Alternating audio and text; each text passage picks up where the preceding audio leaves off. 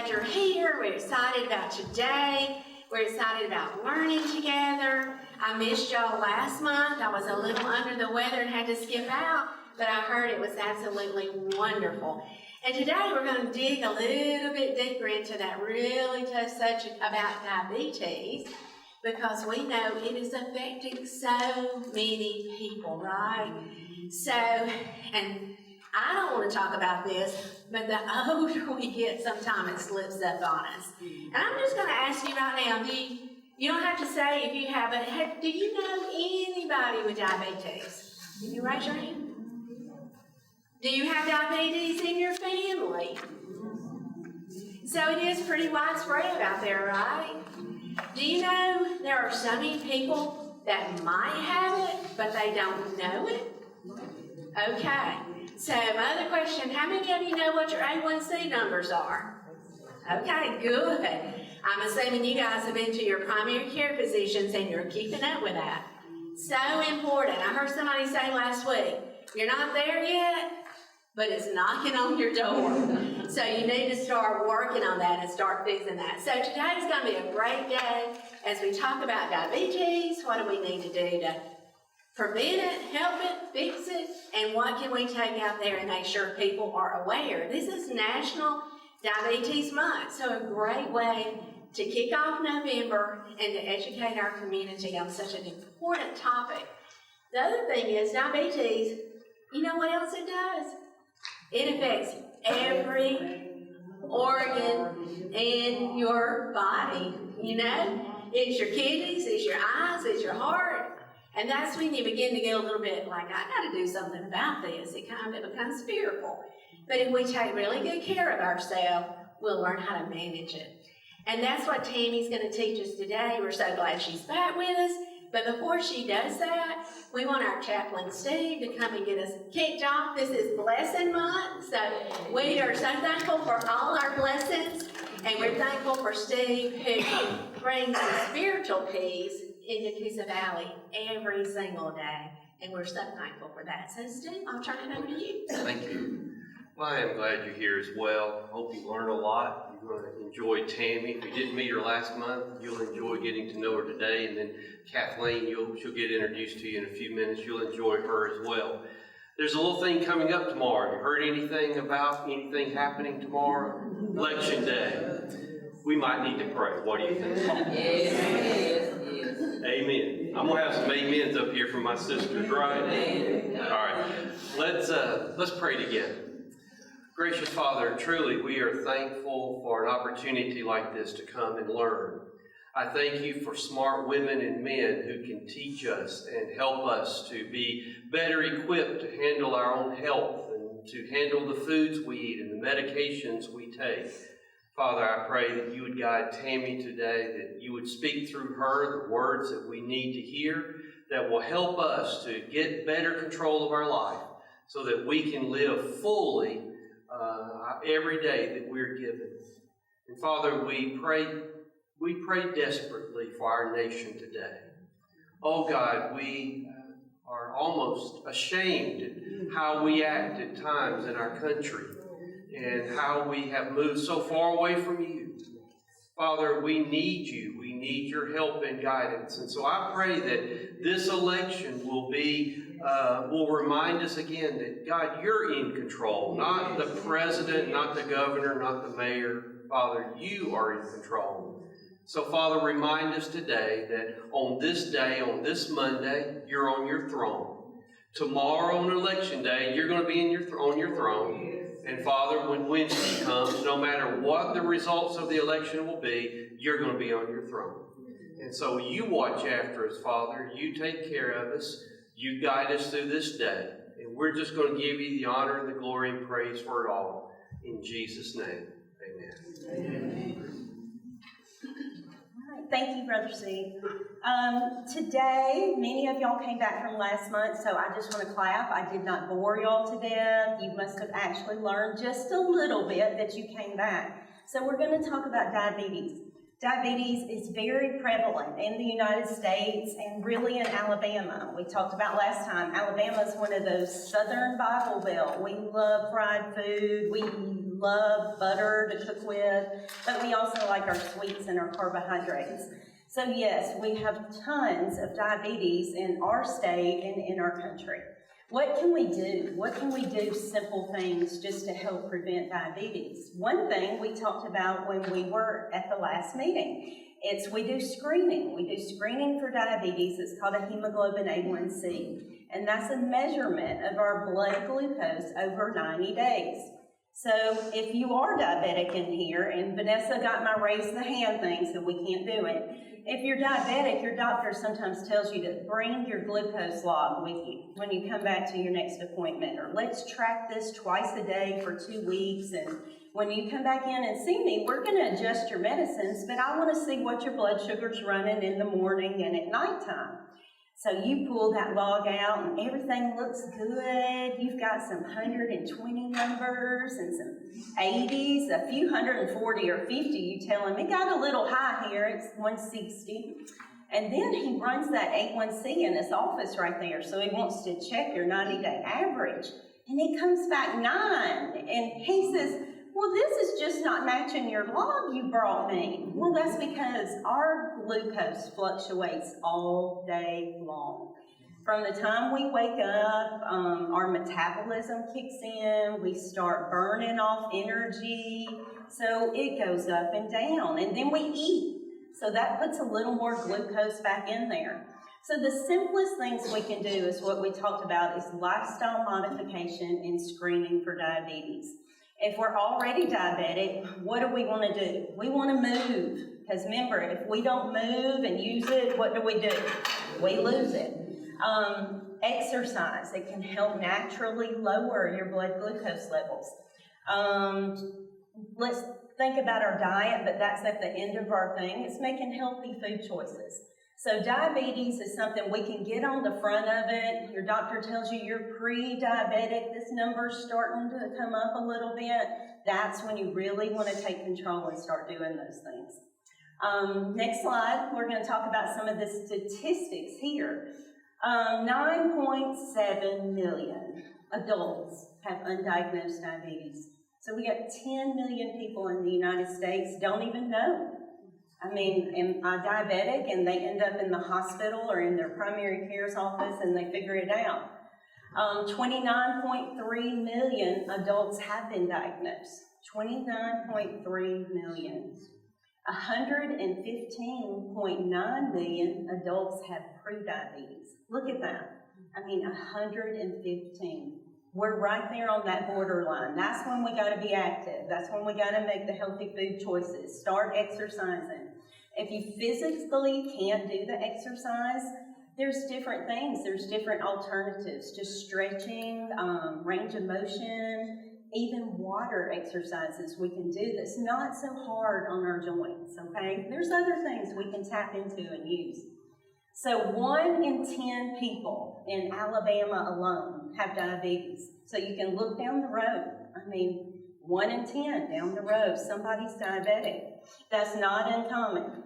What is one of the barriers to diabetes and the compliance? If you're diabetic or you've helped a friend or family member, the cost is astronomical. Over $400 billion is spent in the United States every year just on the cost of healthcare for diabetes. Your testing, your lab work, your office visits, not to mention hospitalizations from complications. You have to get glucometers. You've got to check your blood sugar. Well, that requires you to have alcohol pads, syringes, needles. Home health comes in to teach us how do we take control of this at home? How do we check our blood sugar? So all those different aspects go into that $400 billion a year. Not to mention election day is coming up. Remember, diabetes is a big topic with it because of the cost of insulin. It is astronomical.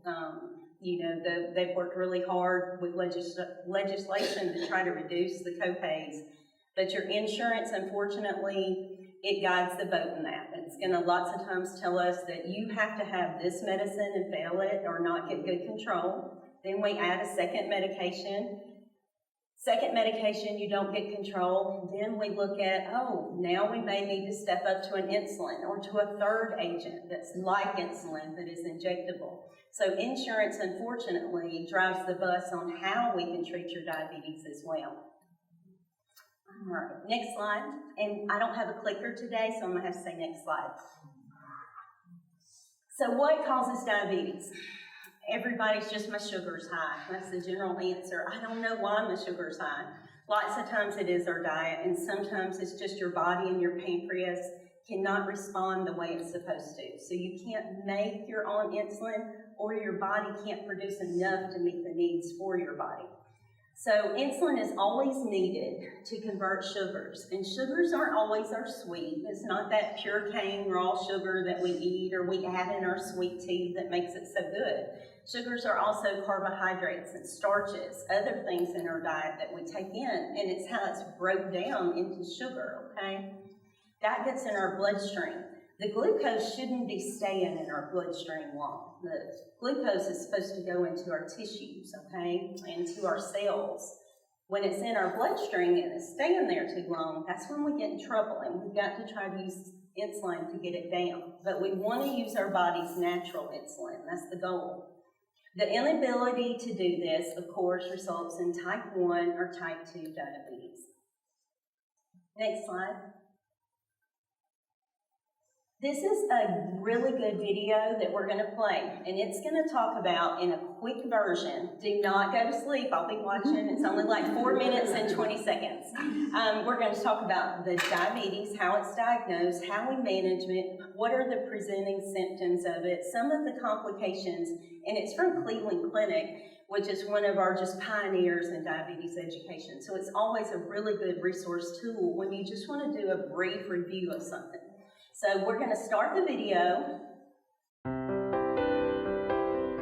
Diabetes is a disease of the pancreas, which is an organ behind your stomach. Normally, the pancreas releases insulin into the blood. When you eat or drink, much of your food is broken down into a simple sugar called glucose. Glucose provides the energy your body needs for daily activities. Insulin is the helper, or the key, that lets glucose into the cells of the body. When a person has diabetes, one or more of the following things happens. The pancreas does not make insulin, the pancreas does not make enough insulin, or the pancreas makes insulin that the body does not use properly, also known as insulin resistance. Without insulin, glucose cannot get into the body's cells to be used as energy. When glucose cannot get into the cells, it stays in your blood. Too much glucose in the blood is called high blood sugar or hyperglycemia. If that happens, you may need to give yourself insulin. Insulin is delivered into the body by an injection or shot. Insulin can also be delivered with an insulin pump.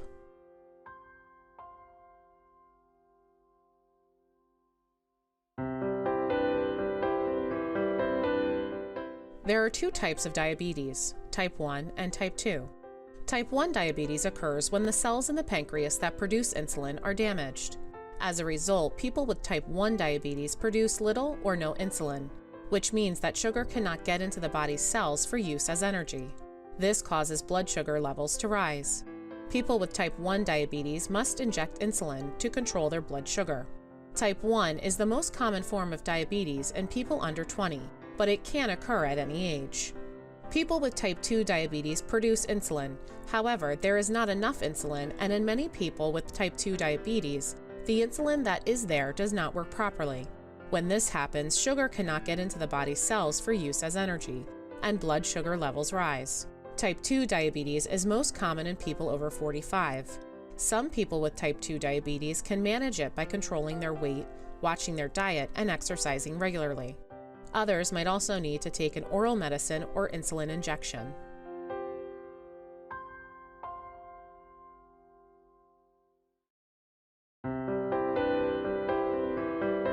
Researchers do not yet know what causes diabetes.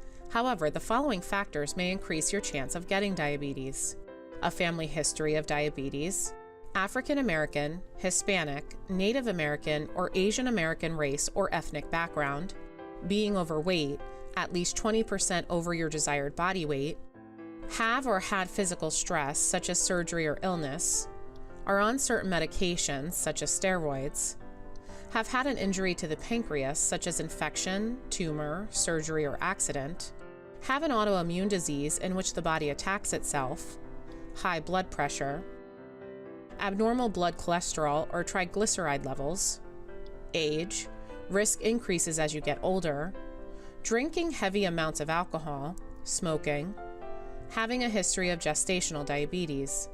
It is important to note that sugar itself does not cause diabetes.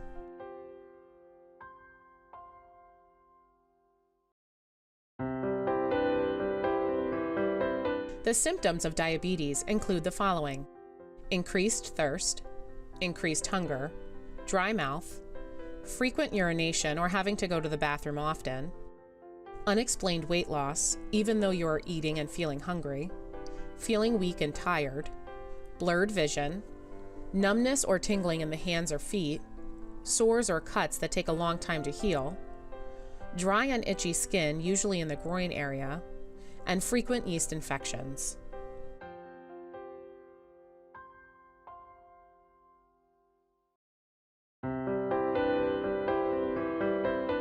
There are different blood tests that can be used to diagnose diabetes.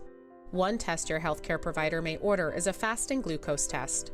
This test measures the amount of sugar in your blood after fasting for at least 8 hours. Your healthcare provider may also order the A1C blood test, which show the 3-month average of your blood sugar. You do not have to fast for an A1C blood test. A third test that can be used to diagnose diabetes is an oral glucose tolerance test. This test shows how much your blood sugar increases after drinking a measured amount of glucose. Diabetes is diagnosed when at least one of the following is detected. Your fasting blood sugar level is 126 milligrams per deciliter or higher. You have a random blood sugar level that is over 200 milligrams per deciliter with symptoms. You have an oral glucose tolerance test with results over 200 milligrams per deciliter. Your A1C test is 6.5% or above.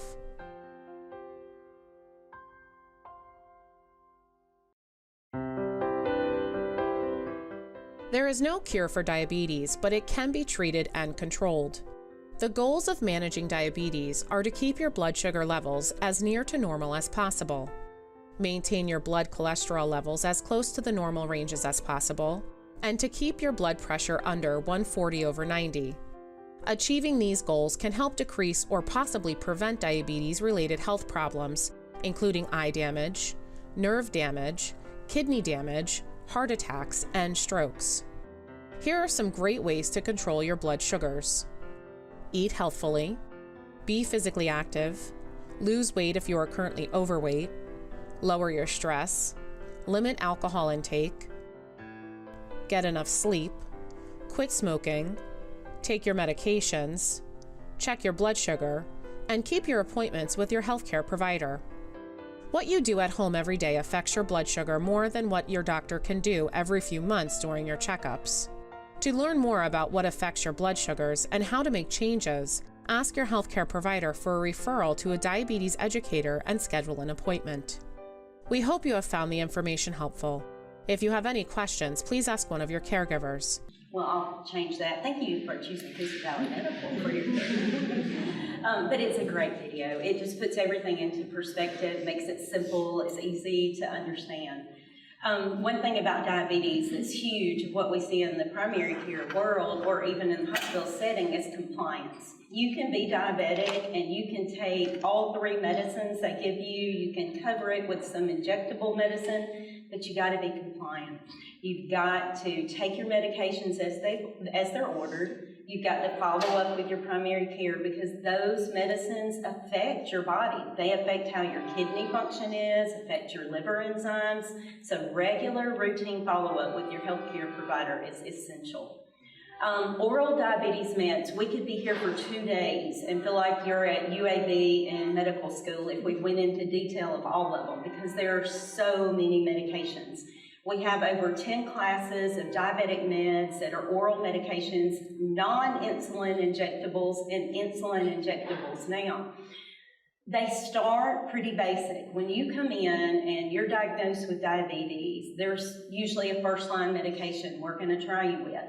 The main thing we hear usually is, but my girlfriend down the road, she takes, or my sister takes, my mother takes, but that medication may not be right for you. You have to know your kidney function, how your liver acts, your cardiac history before ever starting any of our medications, because they will affect how your body absorbs it.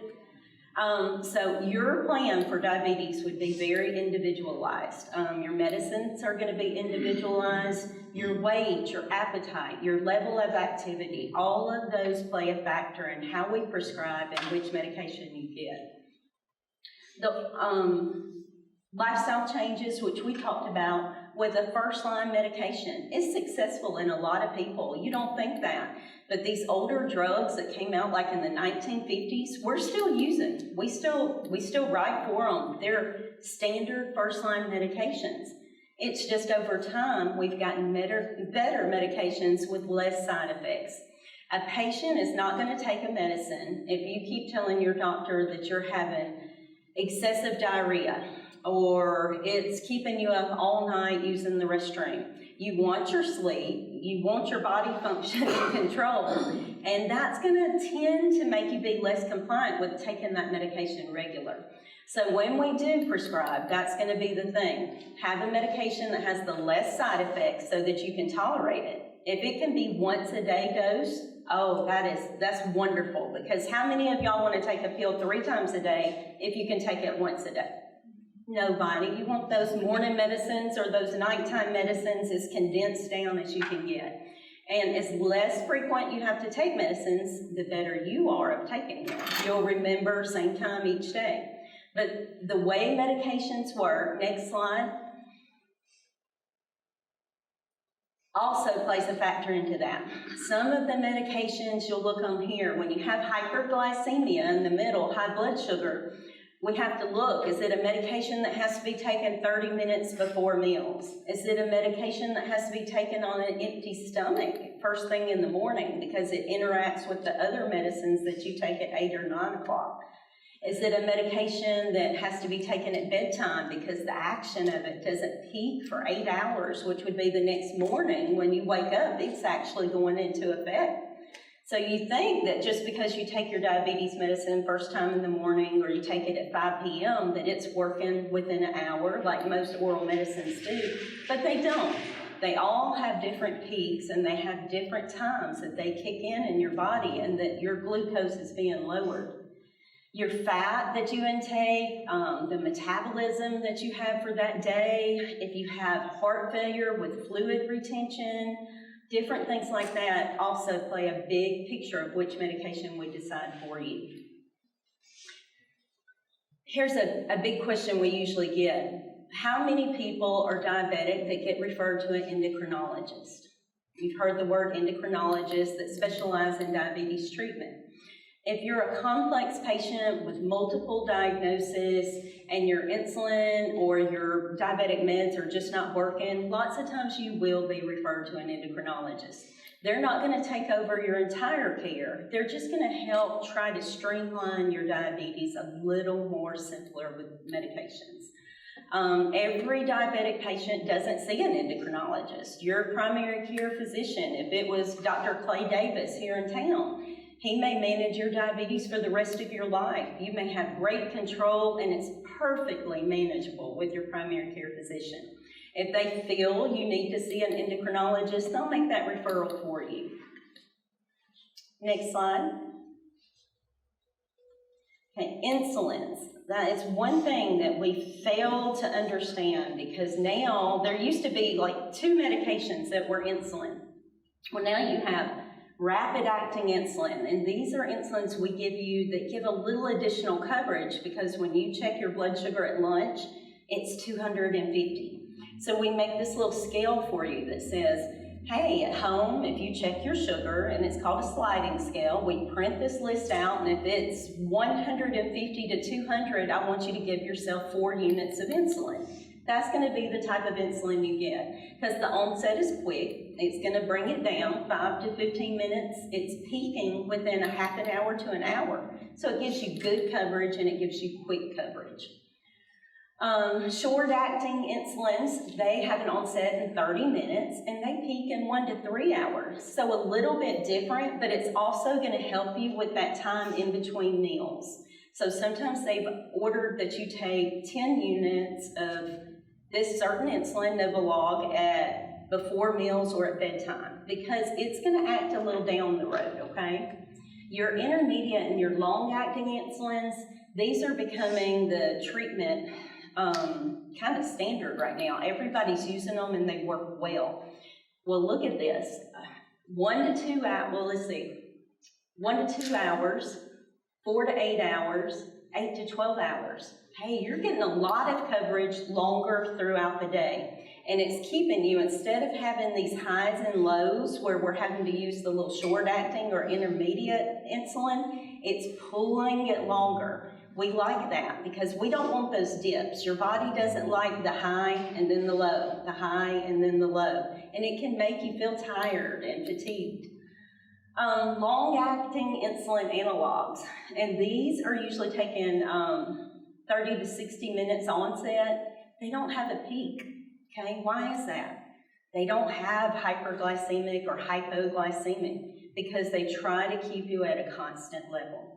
And once again, your primary care provider will be the one that will choose which one suits you the best, which is going to give you that control of your glucose that can be sustainable for you. They're all different, but there's just so many options. Next slide. Okay, this is a new class of medications that you're seeing tons of commercials on. If you watch TV, you're hearing about Wegovy, Ozempic, Mounjaro. These are injections, and there's one oral form too that you can take by mouth. Are these for diabetes or are they for weight loss? There's lots of non-diabetic people who are taking this right now for weight loss. It's kind of like a bandwagon. Everybody's jumping on to lose weight right now.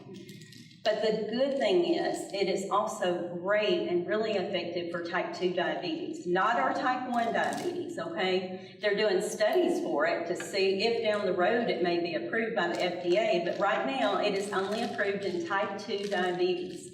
Ozempic is very, very common. This is taken once a week as an injection. And I actually pulled the numbers on it. It is doing great. A1C reduction by 1 to 2%. So if you're taking your medicines, you know you're compliant, you're doing everything, but you just can't get that A1C down to goal, your primary care doctor may try this with you. It's easy, self-injection at home, little tiny needle once a week. 1 to 2%. So if you're hanging around right there at an 8 A1C and you start Ozempic, you may get down to goal, and that is just perfect. You're not having to give a shot every day. You're doing this 1 time a week. Not only that, it can give you a 10 to 30% reduction in weight loss. So 10 to 30% of your body weight. Think about that. When you lose weight, your A1C usually starts responding with that naturally. So with the medication, they're seeing really good reduction with it. The bad thing is it has some side effects. The side effects are nausea, vomiting, reflux, and constipation. These are most commonly seen when you first start it or when they increase your dose. How does this work? Basically, it's called a glucagon-like peptide. So it is pretending to be the hormone that is absorbed in your stomach that tells your brain that you're full. So you're going around and you think you're full because that GLP-1 is working in your stomach and it's telling your brain, I'm full. I don't have to eat anything else. So you have less hunger, you have less cravings, and you have more fulfillment with the small meals that you are eating. I think GLP-1s are fabulous, but looking from the hospital side, out of our clinic side, I think you need a lot of nutritional support when you start one of these because it's like any other weight loss medication. People don't tend to want to hydrate or eat correctly behind it. Well, it's telling you not to eat, but you have to drink. You have to eat because your body has to have those the natural vitamins and minerals that you get from your food, and your kidneys have to have the water. So if you start one of those, remember that. Hydrate yourself. I don't want you coming in the hospital because you're dehydrated or you're so severely constipated that you're having problems with output. You have got to really do your exercise, you've got to hydrate more than you normally do, and you've got to watch your bowels. You may have to take something that helps them move regular because it's slowing down the transit from our stomach to our colon. So sometimes you will have problems with that. And talk to your primary care provider. Just make sure that they know you're having those side effects, and they usually subside as you get into taking the medicine a couple of weeks. Next slide. Oh, and those GLP-1s, they are contraindicated. It's a big warning for it if you've got any thyroid or endo tumors. So that would be something your primary care physician would know before they ever prescribe that for you. Another medication. These are newer. They're not as new, but they're probably one of the most prescribed newer medications right now. They're called SGLT2 inhibitors. Thank God we do not have to say this out every day. Can you please take your sodium glucose cotransporter 2 inhibitor? But SGLT2 inhibitors. Great group of medications, but why is your cardiologist putting you on that and you're not diabetic? Has anybody had their cardiologist put them on a medication called Invokana, Jardiance, or Trulicity? Or not Trulicity, Farxiga? They will, because this is one of the new drugs that I'm all excited about because it has cardiovascular benefits, okay? People who are diabetic or non-diabetic can be prescribed this. It's been shown to reduce the risk of cardiovascular events and heart failure hospitalizations in patients with and without diabetes. CHF, you want to reduce these risks because it can improve your physical function and mobility, your quality of life, and reduce the risk of a cardiovascular death. It's also renal protective, and what does that mean? It helps protect our kidney function and how our kidney absorbs and excretes. So it's given a proven benefit to slow the progression of kidney disease. It can reduce inflammation and diabetes and improve our blood flow. Why does it improve our blood flow? When you're diabetic, the intimal lining, so the inside of our arteries and our veins becomes inflamed, okay? They're always angry because, one, that glucose shouldn't be traveling through my bloodstream like it is. So it helps slow that down, the inflammation, and it gives you cardiovascular benefit. Your vessels are more smooth. You don't tend to have clots or buildups in them. So you're seeing this more. Don't be so concerned if your cardiologist, they'll tell you it is a med for diabetes, but we're going to use it for the cardiovascular benefit. Next slide. Okay, diet. Diet choices and food choices. This is one of the biggest things of misunderstanding or understanding with diabetic patients. Back in the day, all we preached was avoid your sugars, avoid your desserts, avoid your sweet teas, your sweetened beverages, go to diet drinks, use Splenda. But there's more to our diet control than just our sugars. It's our carbohydrates, okay? Carbohydrates are broken down into sugars just like starches are. So when you make food choices, I tried to print, and everybody should have that flyer, and we have Kathleen as our registered dietitian at Coosa Valley. She works with us, and she meets with all of our diabetic patients, helps them with diet choices or understanding when you're in the hospital. So when we do our questions and answers and we had some food items we'd like to talk about, Kathleen will definitely come up and help us with that because that is her forte and she specializes in it. Which I gotta take my glasses off now. One thing I can tell you in food choices, and I always try to explain it too, just because, take a potato. You have your white Irish potato, your Idaho potato, and you have your sweet potato. Which do you think is better? Let's do a show of hands. For a diabetic patient, whether you're on insulin or medications, who's gonna eat the white potato, the Irish potato? No one. Good. Y'all have all heard this before. The sweet potato is best for you. Why? Because it's complex, it's fibrous. You know when you boil a sweet potato, you can see the little kind of strings that are in it. That means it takes longer for our body to break it down and make it into a sugar. So yeah, sweet potato is the right choice. Doesn't seem like that's the right choice. Somebody's got to tell you. Non-starchy vegetables. Good choices are always fresh vegetables, but eating healthy is expensive. If you don't have your own garden, eating healthy is expensive. So you want to look on the cans if it can be organic or no sodium added. And anything that you can eat fresh over processed, of course, is always better, but it's not always sustainable in our economy as it is now.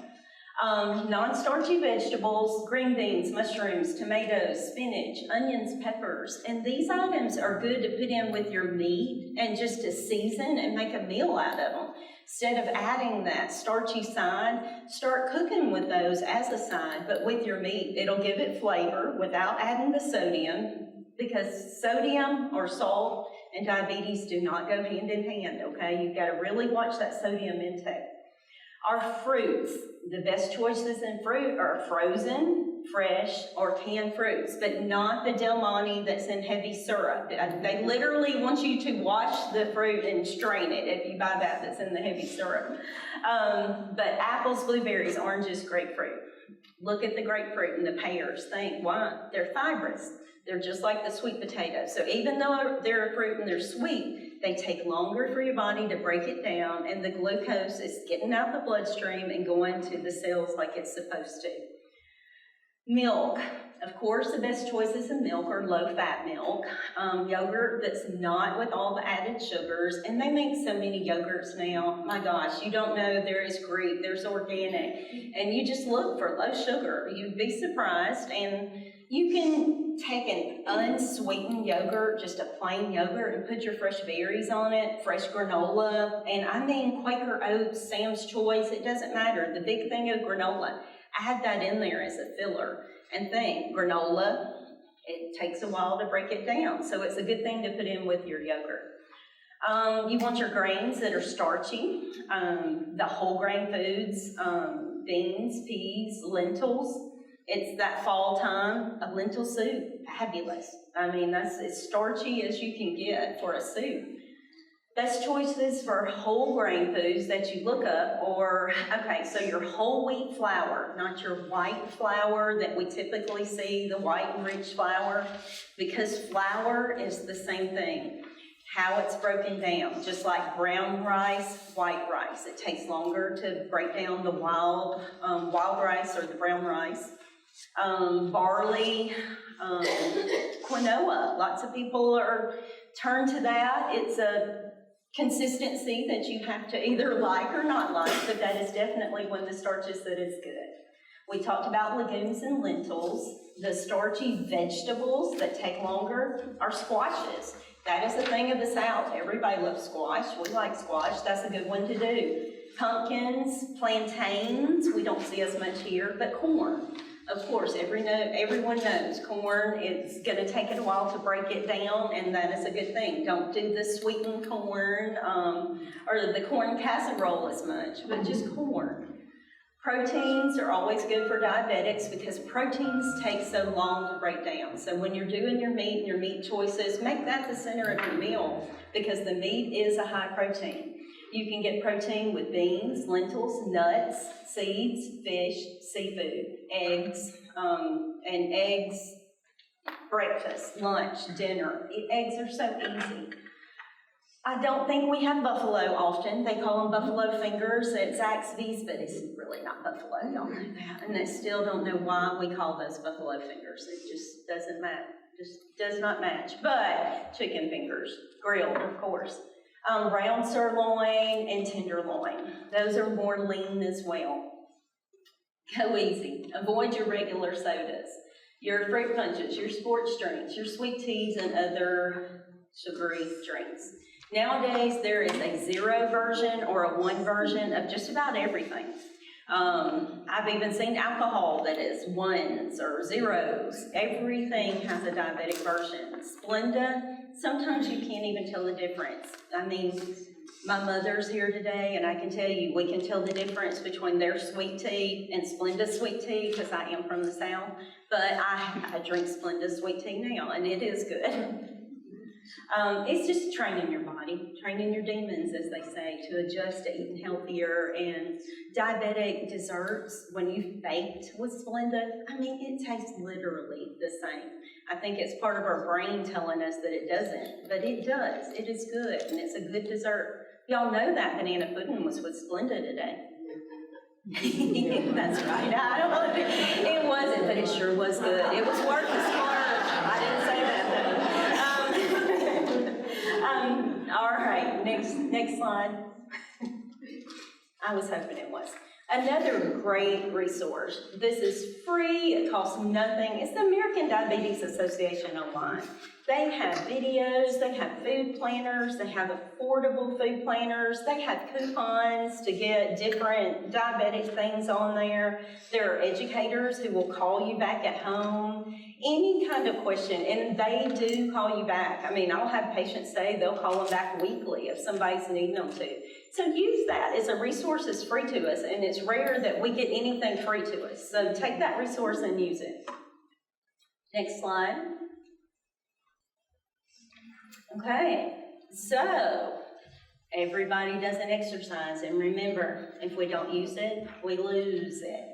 Coosa Valley Fitness and Wellness Center, they have programs, and some of these can even be, I think Vanessa had told me there's a Silver Snickers, and they try to link it to your insurance where you can get somebody that will work with you, get you a fitness program that you can tolerate, that your joints, your bones, if you've had hip replacement, knee surgery, or you haven't been able to have knee surgery, to where you can find a program that will help you burn metabolism and do some exercise.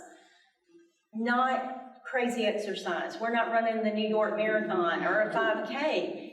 30 minutes a day, 5 days a week is considered exercise, okay? There's all kinds of different things. They have a great staff there. They all want to see you succeed. They want to find something that will work for you, individualize it, and help you meet some of these goals. So you can give them a call. If you need to, you can get with Jayla. She's always great, and she would get with Vanessa to find out who can call you back and help you with that. Next slide. Not connected to a primary care provider. So if you don't have a primary care provider and you need to establish care, say your doctor retired or he moved, they moved out of state, they quit seeing patients with diabetes for whatever reason, let's find you one, okay? Call Jayla. She is going to get your information. She'll take your number, and we will help find a fit for you. There are some people that want female providers, some that want to see a nurse practitioner or a PA, some that want to see only a male provider. We will help you find that one. We hope you can always find one here at Coosa Valley, but we will work with your insurance and help you find one, okay? Next slide. I think that's it, is it not? Let me see if there was anything else that I had. I know we want to talk about some diet choices with Kathleen. And I want you to look in front of you. Did your flyer, your page that has my picture on it, who had a yellow Post-it note on their paper?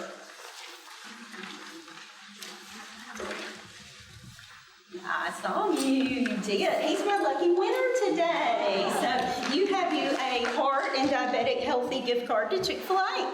Thank you. You can keep it though. You're welcome.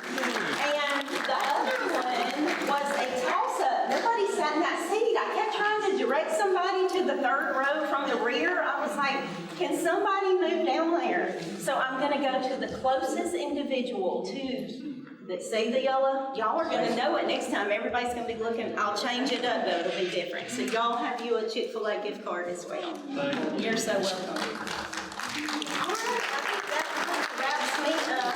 Vanessa, I think we can open it up for questions now. I mean, that's a good time to do that. So who wants to get that started? Or you take off in, you patient. Now, you may not have been here last time. I don't see patients in the clinic. I just see patients in the hospital. So when I see you in the hospital, it's not good. I just round in the hospital setting. I know we had looked at trying to refer you, if you like a female or a nurse practitioner, you get with Jayla and we'll help you find one. But if you're in the hospital, I don't want to see you because you're in with the bad part of diabetes. Okay, anyone else? You have any dietary questions? We could pull over with Miss Kathleen.